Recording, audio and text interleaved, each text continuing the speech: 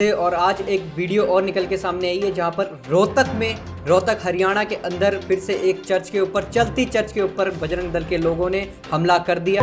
ये देखो प्रशासन हिंदुओं के ऊपर ही बल प्रयोग कर रही है। बहुत से संत हमारे साथ हैं, महामंडलेश्वर अनभूतानंद जी महाराज, राघवेंद्र भारती जी महाराज। द लाइव टीवी, सच सबसे आगे। नमस्कार, आप देख रहे हैं द लाइव टीवी और मैं हूं आपके साथ मिर्जा शाकिर अली बेग। देश में धर्मांतरण के मुद्दे को लेकर हिंदूवादी संगठनों की तरफ से लगातार धार्मिक अल्पसंख्यकों की इबादतगाहों पर हमले हो रहे हैं। अल्पसंख्यकों की धार्मिक पद्धतियों पर हमले हो रहे हैं, कटाक्ष किए जा रहे हैं और खुलेआम गुंडागर्दी हो रही है। ताजा मामला हरियाणा से सामने आया है। हरियाणा के रोहतक में एक चर्च पर हिंदूवादी संगठनों ने हमला कर दिया।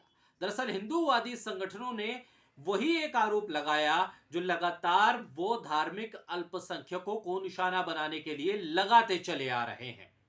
कर्नाटक का मामला हो या मध्य प्रदेश का मामला और अब हरियाणा के रोहतक का मामला, लगातार हिंदूवादी संगठनों की तरफ से आरोप ये लगता रहा है कि धर्मांतरण के जरिए जो क्रिश्चियन मिशनरीज हैं वो यहां पर हिंदुओं को अपने धर्म में परिवर्तित करवा रही हैं। ऐसे में जब रोहतक का मामला सामने आया तो फिर हालात हिंसक होते हुए भी दिखाई दिए। सबसे पहले मैं आपको वो वीडियो दिखाऊंगा जिस वीडियो को देखकर आप समझ सकते हैं कि किस तरह से हालात हिंसक हो गए थे। पुलिस की मुस्तैदी के बाद भी पुलिस के साथ इन हिंदूवादी संगठनों ने धक्का मुक्की की। बजरंग दल समेत एक लंबी फहरिस्त है इन संगठनों की जो इस मोर्चे में शामिल हुए थे। किस तरह से पुलिस के साथ इनका बर्ताव रहा, किस तरह से पुलिस के साथ इन लोगों ने धक्का मुक्की की, कैसी नारेबाजी हो रही थी चर्च के बाहर, वो सबसे पहले मैं आपको इस वीडियो के जरिए दिखाता हूं। और आज एक वीडियो और निकल के सामने आई है जहां पर रोहतक हरियाणा के अंदर फिर से एक चर्च के ऊपर चलती चर्च के ऊपर बजरंग दल के लोगों ने हमला कर दिया और वहां पर कई ऐसे सेवादार थे जो घायल भी हो गए। और वहां पर आप देख सकते हैं, मैं आपको वीडियो दिखा रहा हूं, वीडियो के अंदर आप देख सकते हैं कि किस तरह से उनके ऊपर कोई रोकथाम नहीं लगाई जा रही है। हम यहाँ पर सवेरे 9 बजे से बैठे हुए हैं। हर बार 10 मिनट कह के लोगों को भ्रमित किया जा रहा है। ये देखो प्रशासन हिंदुओं के ऊपर ही बल प्रयोग कर रही है। आप देख सकते हो। जागो हिंदुओं, जागो।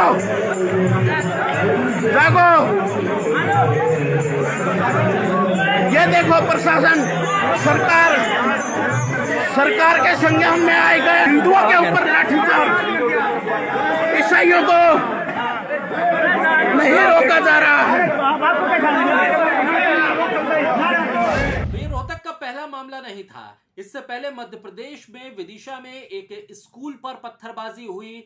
अब तक जो आरोप लगाते रहे हैं राष्ट्रवादी संगठन और तमाम संगठन की कश्मीर में पत्थरबाजी होती है, लेकिन जो विदिशा के एक स्कूल पर पत्थरबाजी हुई, उनकी तस्वीरों को देखकर, उन वीडियो को देखकर, उन खबरों को देखकर हर कोई अचंभित था कि ये पत्थरबाजी मध्य प्रदेश के विदिशा में एक स्कूल के ऊपर हो रही है। और आरोप वही लगा जो रोहतक में लगाया गया धर्मांतरण का। बच्चों को शिक्षा देने वाले स्थान पर, शिक्षा के इस मंदिर पर भी हिंदूवादी संगठनों ने पथराव किया। लेकिन ताज्जुब इस बात का नहीं है कि पथराव हुआ, ताज्जुब इस बात का है कि रोहतक हो या विदिशा हो या फिर कर्नाटक में जिस तरह से चर्च पर हमला कर दिया गया, तोड़फोड़ की गई, मारपीट की गई, हर एक जगह एक गलत खबर को लेकर, एक अफवाह को लेकर, एक झूठे प्रोपेगेंडा को लेकर यह हिंदूवादी संगठन इकट्ठा होते हैं और इन संगठनों के ऊपर कोई कार्रवाई नहीं होती है। पुलिस प्रशासन लगातार कई मामलों में यह कह चुका है कि जिस तरह के आरोप इन हिंदूवादी संगठनों ने लगाए वो तमाम तर झूठे थे। और यही बात रोहतक में भी दोहराई गई है, जहां पुलिस की तरफ से साफ तौर पे कह दिया गया और ये जांच के बाद पुलिस ने कहा कि जिस तरह के धर्मांतरण के आरोप हिंदूवादी संगठन इस चर्च पर रोहतक पे लगा रहे हैं वो दरअसल धर्मांतरण का कोई मामला ही वहां नहीं बनता है। इस तरह की कोई घटना वहां नहीं हुई है, लिहाजा ये आरोप झूठे हैं, बेबुनियाद हैं।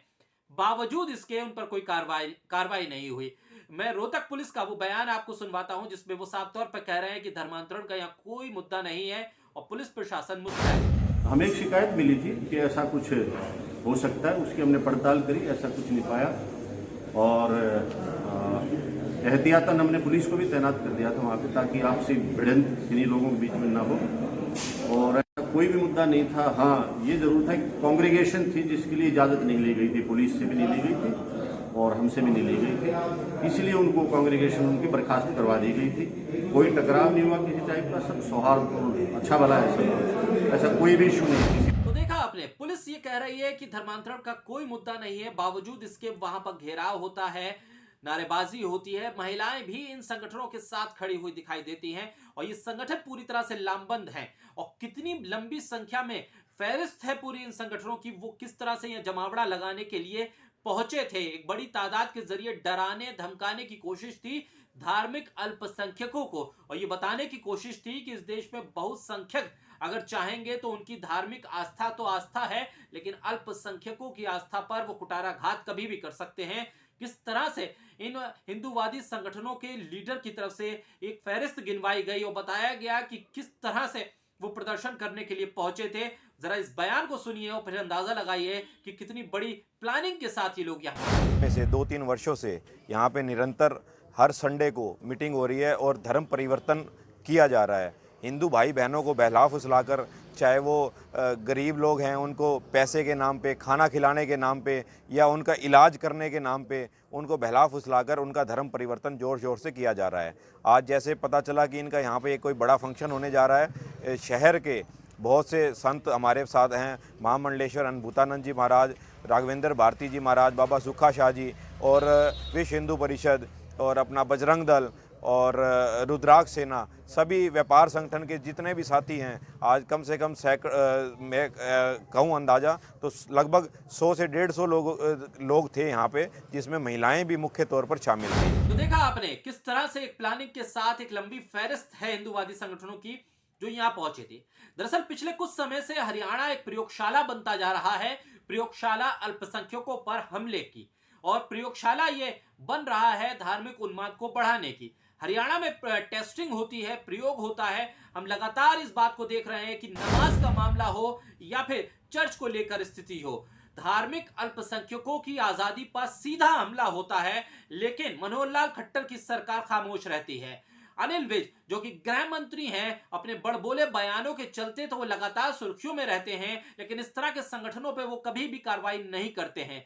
इस तरह के संगठन लगातार हम देख रहे हैं कि हरियाणा में गुरुग्राम में नमाज को लेकर क्या स्थिति है, जिन जगहों पर पुलिस ने परमिशन दी है नमाज की, वहां पर भी नमाज नहीं हो पा रही है, क्योंकि दबाव इन संगठनों का है, इस तरह के अराजक तत्वों का है, इस तरह का दंगा फैलाने वाले तत्व जो अपने आप को धार्मिक संगठन कहते हैं, राष्ट्रवादी संगठन कहते हैं, और इनको पूरा पूरा श्रेय राजनीतिक श्रेय मिली होती है, और इसके चलते इन पर पुलिस भी कार्रवाई नहीं करती है। मनोहर लाल खट्टर की सरकार यहां पूरी तरह से फेल हो जाती है, और जो दुष्यंत चौटाला उप मुख्यमंत्री के तौर पर हैं, वो भी अब आंखों पर पट्टी बांधे हुए हैं। हरियाणा के माहौल को खराब लगातार किया गया, मॉब लिंचिंग का मामला हो, गौ हत्या के मामले में कथित तौर पर गौ रक्षकों ने जिस तरह की बर्बरता दिखाई है वो सबके सामने है, और उसके बाद अब नमाज को लेकर तमाम तर ये संगठन अपनी पाबंदियां लगा देते हैं और प्रशासन उस पर मौन रहता है। और अब चर्च पर हमला हरियाणा के भीतर अगर होता है तो समझ लीजिए कि आसपास से जो घिरे राज्य हैं हरियाणा के,